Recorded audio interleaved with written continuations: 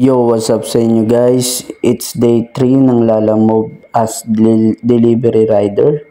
So, unang pick up natin guys, documents. Dineliver natin to dito sa loob ng Ayala, Alabang, no? So, next natin, mga boss, ay dito sa Festival Mall, Starbucks Robinsons. At ang pick up pala natin dito ay print, no? Print siya na parang may pagka-tarpaulin. So, dineliver natin dito yan sa may E-Service Road, Kupang, no?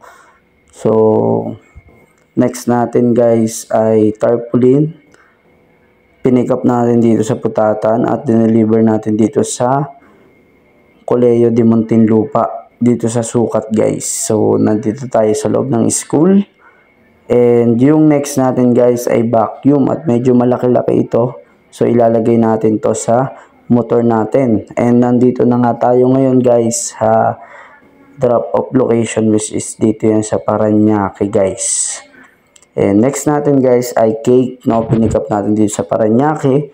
So i-deliver natin ito na Daang Hari, Las Piñas. So andito na nga tayo sa loob ng Merville. Dito yan sa subdivision ng Merville. So, napakaganda guys. And, next natin na pick up guys is Pabango. So, yun. Na-deliver na natin dito sa North Gate guys.